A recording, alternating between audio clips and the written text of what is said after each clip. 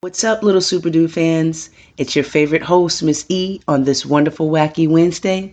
I've got a great show planned for you today, and I'm so glad I can hang out with you for the next 15 minutes on the number one kids radio show on WDRB, iHeartRadio. Little Superdude presents What's Good in Your Hood. Hey, Superdude! Hey! Hey, Jerome, my man, what's going on? Hey! What you got planned today? Superdude, baby, how you doing? Junior Fantastic, Super Sleuth Master, crime-solving partners, on the case ASAP, agent with the evidence, question all the suspects, checking out the clues with my detective tools. Hey, yo! Man, hurry up, Roscoe! Hurry up! Man, we gotta go, boy! Man, you're taking too long. Roscoe, put down the phone! Man, come on, man, we gotta... How's it going, little Superdude fans? On today's segment, I'm reviewing free game apps with high ratings. I originally wanted to review the best free gaming apps to download, but after doing a lot of research and talking to some advanced players and clans are groups of players who play together, I learned gamers play video games on consoles like Xbox, PlayStation, and Nintendo, gaming PCs, they stream over the internet, and they can download games to their smartphones or tablets. I decided I won't have enough time to review free gaming apps for all gaming systems and smart devices, so I chose to review the dopest free games you can download to your iOS, that's Apple-based, and Android-based tablets and phone. Want you guys to know I learned that the gaming industry is huge. Admittedly, I'm a noob. That's a new player who doesn't have any skills in playing video games. But I am going to say I had a lot of fun looking up and downloading free games to play. If you're looking for cool games in the app or Google Play stores to play on your iOS or Android devices that are not shooter games, have no horror, major violence, or nudity, I suggest the following games. Here we go. My first game is Brawlhalla. This is a fighting game. It's very kid-friendly. It's a 2D platformer fighting game. The players smack other characters around with fake weapons, fire, and other objects. The fighting is similar to the action on cartoons, so not really serious violence, no violence. At the end of each round, the characters are okay, and they clap for the winner. There are lots of characters to choose from, but only a select handful are available in the free-to-play mode. Google Play and the App Store both rate this game a 4.2 out of 5. My next game is Asphalt 9, Legends Racing Game. This is a really cool racing game. That's all you do. You just race other players, but it's got nice cars and it's fast-paced. Google Play rates this a 4.5 out of 5. The App Store rates it a 4.8 out of 5. Subway Surfers. I love this game. The graphics are really, really cool. It's an endless running game. The characters are Jake and his friends Tricky and Fresh, and they go around spray painting and touring the world. The goal is to avoid oncoming trains and escape the grumpy guardman and his dog. App Store rates this game 4.6 out of 5. Google Play rates the game 4.4 out of 5. My next one is Candy Crush Friends Saga. This is a legendary puzzle game, and it's still super popular since its release in 2012. The idea of Candy Crush is to complete levels by eliminating candies on a game board. You gotta match 3 or more of the same color. When you create these candy matches, you clear the board. If you match 4 or more candies, you can power up and earn even more board clearing abilities. This game is super addictive. And the clicking sound as well makes you feel really excited because you know that you're clearing the board. Google Play rates this game a 4.6 out of 5. The App Store rates this game a 4.7 out of 5. Angry Birds 2, the game, is a sequel to Angry Birds the mobile game. The goal is kind of the same in Angry Birds 2 as it was in the original Angry Birds game. The goal is to help Red recover the airship and retrieve the stolen eggs from the pigs. Players use a slingshot to launch select birds at nearby structures or defeat green-colored pigs by hitting them with other birds or spells. In Angry Birds 2, the plus is the pigs can defend themselves from the birds, and there are several more game modes. Google Play rating for Angry Birds 2 is a 4.3 out of a 5. The App Store rates it 4.6 out of a 5. Of course, we have to do our honorable mention, and that's Roblox. This is one of the most popular games in the world right now. You just go from room to room in other people's houses, and you just walk around, you build stuff, and you take their stuff. Really weird game, but it's super addictive as well. Google Play rates this game a 4.4 out of a 5, while the App Store gives it a 4.6 out of a 5. All right, little Superdude gamers, you can share your ratings with me for the games that I just mentioned or for other games that you play that interest you. Remember, they have to be free games because we can't pay for games or download games without our parents' or guardians' permission. Don't want you to get in trouble doing that. So I just stuck with talking about the free games that you can download. You can hit me up on Instagram at little_superdude or on Facebook at little superdude. You can also email me at LILSUPERDUDE.MISSINGTOPHAT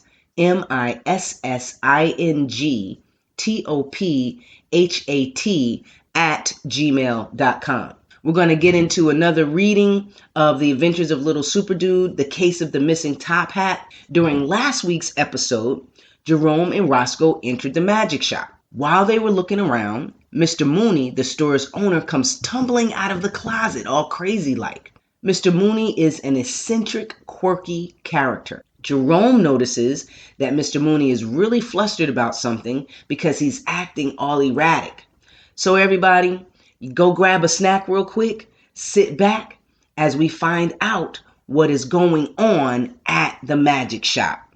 Jerome walked toward the gag section. He saw so many cool things. A giant pencil, zombie finger puppets, hypno glasses, a fart machine, bacon, gumballs. He couldn't decide what to buy first.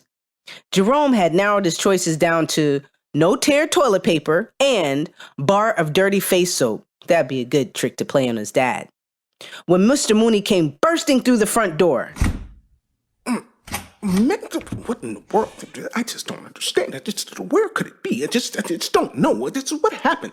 Shaking his head, Mr. Mooney mumbled under his breath. What am I going to do? Man, I really did it now. Oh, me. Oh, what? Mr. Mooney walked around in a circle and threw his hands in the air and shouted, I give up! Sitting in the chair behind the cash register counter, Mr. Mooney hung his head in defeat. Watching Mr. Mooney made Jerome forget all about buying gag toys. He walked over to where Mr. Mooney sat and softly asked, Mr. Mooney, is everything all right? Raising his head, Mr. Mooney sighed. Just all my hard work is gone. Poof, plam, kaput! Vanished into thin air. I'm finished. I'm ruined. Mr. Mooney lowered his head. Jerome had not expected to solve a mystery on his first day in town, but Mr. Mooney needed his help. Besides, Mr. Mooney was the owner of Jerome's newest, most favorite shop. Jerome cleared his throat and said in his detective's voice, Mr. Mooney, I can help.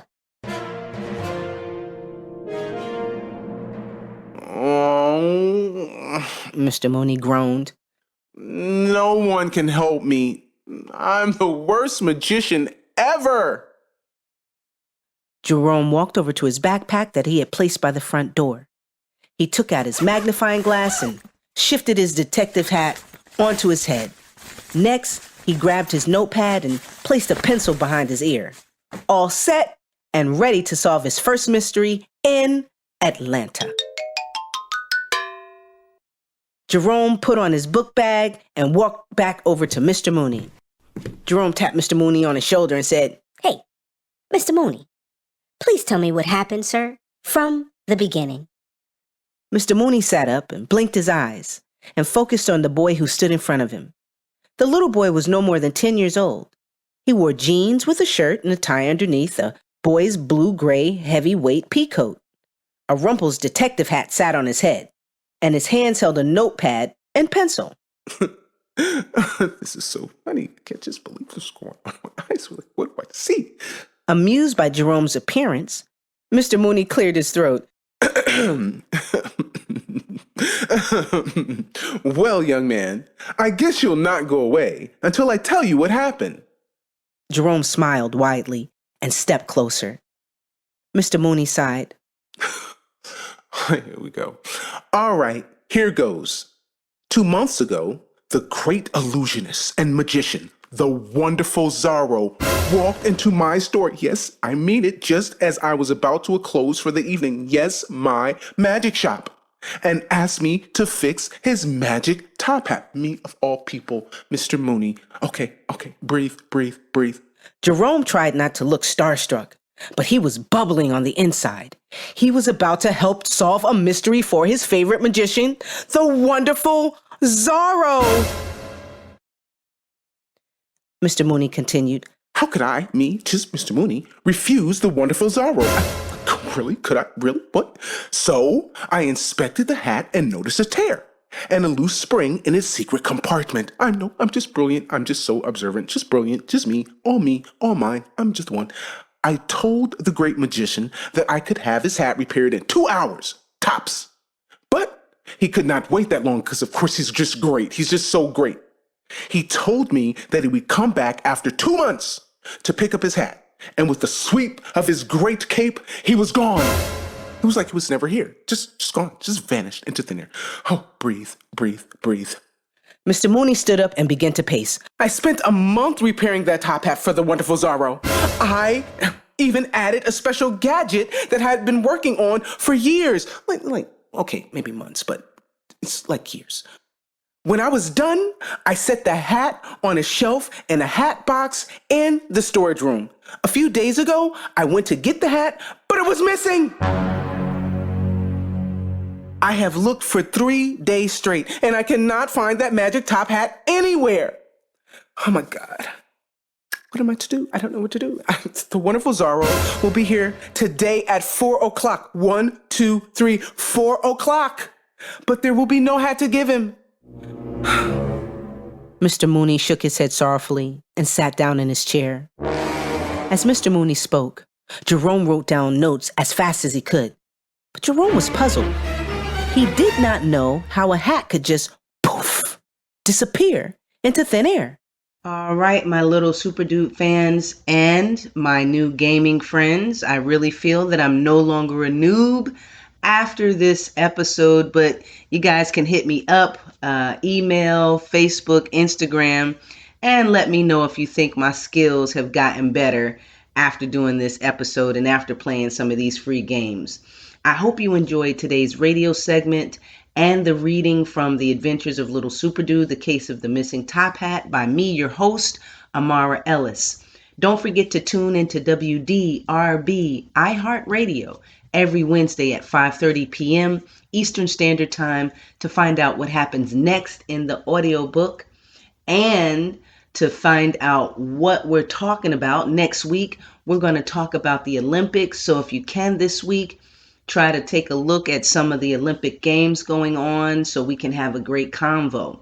All right. You can view the audiobook on YouTube by searching the book title, The Adventures of Little Superdude, The Case of the Missing Top Hat. Go ahead and type in the words audiobook after that, and it should pop right up. Or with your parents' permission, you can go to our Facebook page at Little Superdude and also view a free copy of the audiobook. If you haven't picked up the hard copy of your book, go to Book Baby Shop online, and with your parents' permission, go ahead and purchase that book. It's only $10.99, so go ahead and get you a copy of that so you can read along when we do these episodes and we have readings from the audiobook. All right. I hope you guys have a great rest of your week. I'm definitely going to see you next week, and I'm out.